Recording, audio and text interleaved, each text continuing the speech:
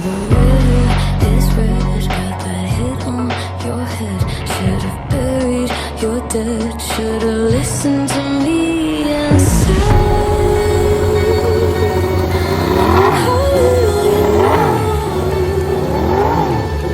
you better watch out, my friend.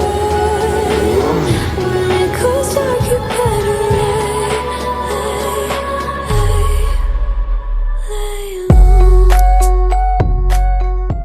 Assalamualaikum warahmatullahi wabarakatuh, Kang Bro. Ketemu dengan Iwan Banaranca. Kang Mas, IWP nggak akan banyak bertele-tele hari ini karena IWP harus cepat-cepat ke ajang IMS ya. IWP akan full report buat semuanya tentang motor baru di sana. Nah, makanya Cak, IWP ingin bahas mengenai bagaimana jalannya Thailand Test kemarin, bagaimana Buriram, dan ternyata Kang Mas, yang dikatakan Marquez itu bukan omong kosong, Cak. Jadi kemarin, Cak, Ducati meluluskan permintaan Marc dan full kemarin Marc Marquez dan juga Pecco. Pecco sih ada kombinasi, Cak, ya, tapi Marquez menggunakan full GP24. Mulai dari sasisnya, engine-nya, aeronya, dan ternyata Cak, Marc Marquez sukses obrak-abrik Thailand, Kang Mas. Nah, teman-teman semuanya, ini akan menjadi gambaran buat sampean bagaimana Marc yang memberikan penekanan bahwa untuk GP25 ini kurang meyakinkan. Karena dari kacamata Marc, untuk GP25 memiliki performa yang up and down. Itu konfirmasi Marc. Jadi naik turun dan itu membuat Marc memberikan penekanan kepada Ducati. Kalau mau sukses, biasa ya, Cak, biasanya kan ada ego ya Kang Mas yang namanya pabrikan. Kalau mau sukses, mendingan jangan menggunakan GP25 karena di sana ada resiko yang sangat tinggi. Mengingat sama tahu sendiri ya, untuk tim non konsesi di segel, Cak, mestinya dihomologasi hingga 2 tahun karena yang sudah Ibu jelaskan kemarin, regulasi dan juga konfirmasi Dorna di mana para tim tidak boleh melakukan pengembangan, tidak boleh mengotak-atik. Jadi engine yang sekarang diserahkan akan digunakan mereka hingga 2 tahun ke depan, artinya 2025 dan juga 2026. Nah, teman-teman semuanya, Marc Marquez menorehkan waktu yang luar biasa setelah berjibaku melawan Alex Marquez. Sebelumnya Alex menggunakan GP24 pastinya dan menguasai, tapi ternyata ketika menggunakan the same bike, ternyata Marc Marquez berhasil menjadi pembalap terkencang. Nah, teman-teman, untuk memberikan gambar kesampaian tentang bagaimana tes Buriram Thailand kemarin, saya intip di sini, Cak. Nah, Kang Bro, inilah hasil dari tes di Buriram Thailand kemarin, Cak. Bagaimana pada tes terakhir di jam 6, maka bisa kita konfirmasi bahwa Marc Marquez is the fastest rider. Teman-teman semuanya, Marquez sukses mengobrak-abrik Thailand dan Marquez menjadi pembalap Ducati terkencang. Dan dari sini pula bisa kita simpulkan bahwa Ducati sekali lagi memberikan performa terbaiknya. Dan Marquez kemarin menggunakan GP24, Cak. Nah, teman-teman, mari kita intip pelan-pelan. Karena memang ini adalah hasil terakhir, hasil dari sesi pada saat jam 6 sore. Tapi kalau kita lihat dari combine lap, maka hasilnya berbeda, Cak. Di mana Alex Marquez mengisi posisi kedua. Sementara Marquez tetap menjadi pembalap terkencang. Nah, untuk yang ini, Cak, bisa kita konfirmasi di hari terakhir, untuk maksudnya di hari pertama, Cak, ya, maksudnya di jam terakhir, karena hari ini akan ada lagi pengetesan. Marc Marquez menjadi pembalap terkencang dengan lap time di 1 menit 29.18 detik. Ini sudah mampu membuat Marc tak terkejar hingga sesi usai. Memang ada pertempuran di awal ya untuk time attacking antara Alex Marquez dan juga Morbidelli. Bezzecchi, kita juga surprise dengan Bezzecchi yang cukup kencang. Tapi gapnya juga lumayan dibandingkan dengan Marc Marquez, Cak. Jadi Marquez menjadi pembalap terkencang. Marquez menggunakan full spec untuk GP24 dari sasisnya, rangkanya. Ya, sasis rangka sama aja sih, Cak. Maksudnya sasisnya, aeronya, plek-ketiplek, tapi detailnya memang agak berbeda. Karena ada beberapa perubahan yang dilakukan oleh engineering dari Ducati untuk menyempurnakan GP24 Marc Marquez. Jadi apa yang dikatakan Marquez kemarin dituruti oleh bos Ducati. Dan terbukti, Cak, setelah menggunakan full spec GP24, maka Marquez mampu menyapu bersih semua pembalap lainnya. Nah, yang kedua adalah Morbidelli. Kita juga berikan acungan jempol buat Morbidelli menggunakan GP24 dan sekali lagi, Cak, memang Morbidelli ini sedikit ya naik turun ya kalau kita perhatikan, Cak. Mungkin karena cedera, sebelumnya pernah cedera. Dan ternyata di tahun ini, at least dari pengetesan time attacking Morbidelli very fast. Morbidelli menjadi pembalap terkencang kedua pada sesi jam 6 sore terakhir dengan terpaut ya dengan jarak 0,499 detik. Ini sangat jauh ya kalau kita lihat, Cak, hampir setengah detik. Dan ketiga adalah Bezzecchi. Marco Bezzecchi ternyata sangat nyaman dengan Aprilianya. RSGP menggunakan spek yang sudah disetting ulang di Buriram Thailand. Ternyata Marco mampu menjadi pembalap terkencang ketiga dengan gap 0,610 detik. Sementara Acosta, yes, Acosta ini adalah special rider dari kacamata kita karena terbukti ya Enea, Maverick Viñales sangat kesulitan menggunakan RC16. Artinya memang ini motor nggak gampang, tapi di tangan Acosta ternyata dengan kondisi yang dikeluhkan Enea kemarin di mana motor kalau rebah kurang traksi tapi pada saat tegak baru traksinya melimpah dan gampang wheelie, ternyata Acosta mampu menjadi pembalap terkencang keempat. Ini very amazing, special Cak. Dengan terpaut 0,752 detik ya, memang ya jauh ya dibandingkan dengan Marquez, tapi at least kita tahu secara ranking ternyata Acosta top 5, luar biasa. Nah, Zarco Kang Mas juga amazing. Zarco dengan Honda RCP16 lagi. RCV maksudnya Cak. RCV bisa menorehkan lap time yang cukup bagus Cak. Masih di tembok 1 menit 29 dan ternyata terpaut 0,777 detik dibandingkan dengan Marquez. Dan keenam Alex Marquez yang kemarin luar biasa, tapi Alex memang pada saat sesi terakhir hanya menorehkan lap time di 1 menit 30, tapi tenang Cak, kalau kita lihat combine lapnya ini Alex Marquez masih menjadi pembalap terkencang kedua. Jadi kita nggak bisa remehkan Alex Marquez, mungkin hanya time attackingnya aja yang agak ya kendor ya di terakhir-terakhir. Dan Pecco Bagnaia, yes, Pecco menyatakan dia cukup kesulitan, dia merasa ada sesuatu yang salah dengan motornya walaupun dia menggunakan GP24 ya. Jadi sama Cak ya, Pecco akhirnya menggunakan GP24, tapi dia terlihat coba menggunakan beberapa kombinasi dengan GP25. Jadi ada aeronya yang menggunakan GP25 tapi ternyata nggak bekerja dengan baik sehingga Pecco akhirnya hanya mampu menorehkan lap time di 1 menit 30.02 dan ini membuat Pecco hanya menggantung di posisi ke-7 pada penutupan hari pertama tes. Ke-8 Brad Binder Kang Mas ya KTM dan ke-9 Jack Miller yang memuji Yamaha. Ini menarik ya karena teman-teman Jack Miller jika kita lihat di sini adalah pembalap yang paling kencang Yamaha. Jadi pembalap Yamaha paling kencang, the fastest Yamaha rider. Karena jika kita lihat lainnya mengeluh tapi Miller malah fun banget. Jadi Miller memberikan konfirmasi bahwa dia sangat fun to ride, sangat happy dengan M1 yang menurutnya ini adalah motor yang memberikan kamu rasa excitement. Jadi ada rasa asik yang luar biasa karena motor ini lincah, motor ini juga menyenangkan dan front end-nya juga membuat dia pede. Walaupun problem dari Yamaha menurut Miller adalah retraction, tapi itu no problem dan ternyata Miller membuktikan dia menjadi pembalap terkencang ke-9 dan bahkan bisa mengungguli Joan Mir yang, nah sekali lagi Cak, kalau kita lihat memang Alex Rins pun problem dengan Yamaha-nya. Jadi Joan Mir, congratulations, masih nangkri di posisi 10 walaupun masih perlu dikonfirmasi ulang dengan gap 0,8 detikan dan Alex Rins serta Fabio Quartararo harus mencium bokong dari Miller Cak, maksudnya bokong motornya Kang Mas, bukan bokongnya Miller. Jangan sampai disalahartikan ya. Jadi artinya apa Cak? Memang Miller is special dan ternyata tim Factory masih kesulitan. Jadi teman-teman, untuk tim Factory maksudnya, IWP akan share kesampaian apa sih masalahnya dari Fabio. Yang jelas ini yang kita dapatkan. Jadi masih kesulitan ternyata di Buriram beda dengan Sepang dan Luca Marini ke-13, 14 Aldeguer dan 15 Bastianini dan Oliveira ya masih mencoba adaptasi dengan Yamaha-nya dan Bastianini juga masih kesulitan, kita akan bahas nanti. Dan ternyata Ai Ogura di 17, lalu 18 Viñales yang kesulitan nggak pernah bisa kenceng dengan KTM. Sementara Fernandez di 19 dan Raul Fernandez ikut juga Cak ya dengan kondisi yang limitasi karena dia kemarin sempat operasi dan hasilnya seperti ini. Dan Somkia Chantra ternyata juga kesulitan dan terpaut 2 detik dibandingkan dengan Marquez, ini jauh banget, dan Savadori 21 ya. Itu teman-teman semuanya hasil dari bagaimana kemarin. Dan kalau kita lihat rekap untuk fastest combine, memang masih Marquez nomor 1 dan kedua adalah Alex Marquez. Jadi duo Marquez masih menguasai Cak. Itu Cak kira-kira Kang Mas. Nah, jadi itu Kang Mas ya, gambaran sama semuanya tentang tes Buriram Thailand the first day. Dan bisa kita konfirmasi, Mark semakin nyaman, Mark semakin kencang, dan Mark sepertinya menjadi acuan bagi para pembalap Ducati lainnya, termasuk Pecco Cak.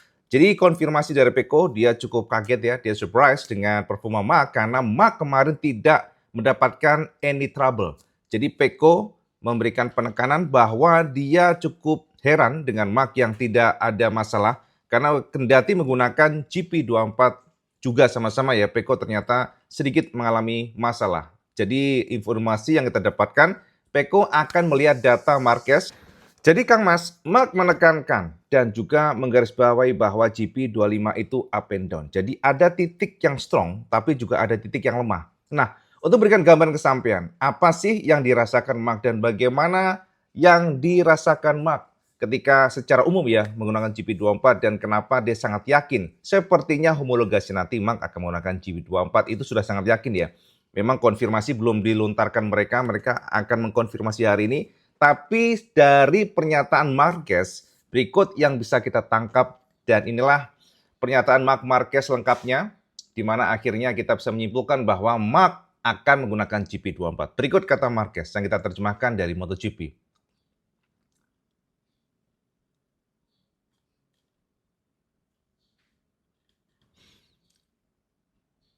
Maksudku, satu hal adalah mesinnya, dan hal lainnya adalah semua bagian kecil yang kami miliki. Itu kata Marc ya. Jadi memang Marc menggarisbawahi bagian-bagian baru. Hari pertama pada dasarnya kami berkonsentrasi hampir sepanjang hari untuk mesin 2024. Karena sepertinya jika besok tidak banyak berubah, sepertinya memang begitulah untuk musim ini, yakni tetap mesin GP24. Mengapa? Karena Ducati sangat realistis dan mereka tahu dan mereka sangat pintar bahwa kami tidak dapat mengambil resiko untuk mengesahkan homologasi mesin yang jika kami tidak 100% yakin akan lebih baik menggunakan mesin GP24. Sebab dari hari pertama hingga hari ini mesin 2025 sedikit lebih naik turun. Sangat kuat di beberapa titik tetapi memiliki titik-titik yang sangat lemah di lainnya. Apalagi mereka memiliki pengalaman untuk menggunakan mesin 2024 di trek balap yang berbeda. Mereka memenangkan 16 balapan tahun lalu, jadi itu berarti motornya berada pada basis yang sangat bagus. Dan sepertinya sekarang kami akan masuk ke basis itu. Tetapi besok kami akan mengkonfirmasi ulang. Yang pasti aku merasa sangat yakin dengan basis 2024. Ketika aku mengatakan mesin 2024 ketika aku mengatakan mesin 2024 yang aku maksud adalah motor 2024. Itu adalah basis 2024 mesinnya, tetapi Ducati banyak mengerjakan hal-hal yang detail yang sekarang kami masukkan ke mesin tersebut. Yes, itu kata Marquez, Kang Mas. Jadi, Mark mengatakan dia sangat yakin dengan GP24 dan dibuktikan bagaimana lap time-nya yang luar biasa di Thailand Buriram kemarin. Jadi Mark menjadi pembalap terkencang ya, obrak-abrik Thailand walaupun secara lap time mungkin masih belum memecahkan rekor Pecco, di mana Pecco berhasil ya, sama tahu ya, Cak. Pecco Bagnaia menjadi pembalap yang menorehkan best record di Buriram. Dan lap time-nya adalah di angka 1 menit 28.700 detik. Itu Pecco. Sementara Marquez kemarin baru di hari pertama dengan kondisi aspal yang kotor. Ya teman-teman semuanya, aspal yang berdebu. Karena ketika sebuah sirkuit lama nggak dipakai dan kemudian digunakan MotoGP, biasanya gripnya tuh low traction atau low grip. Dan itu dibuktikan dan dikatakan para pembalap yang mengatakan demikian. Dan kemarin Marquez menorehkan lap time di 1 menit 2918 detik atau terpaut 0,4 detik. Ini potensinya sangat terbuka untuk mendekati Pecco. Kita lihat saja seperti apa hari ini. Dan teman-teman, Tardozzi, bos dari Ducati juga memberikan konfirmasi bahwa mereka mengikuti apa kemauan Mark dan mereka juga mendapatkan beberapa input dari Mark. Sebab dengan kondisi saat ini, kata Tardozzi, Kang Mas, ternyata Mark masih belum nyaman dengan motornya. Sekali lagi, masih belum nyaman dengan motornya. Karena ergonomi riding dari GP24 yang diracik oleh Ducati memang cenderung pengembangan dari Pecco. Makanya Mark kemarin sempat memberikan masukan.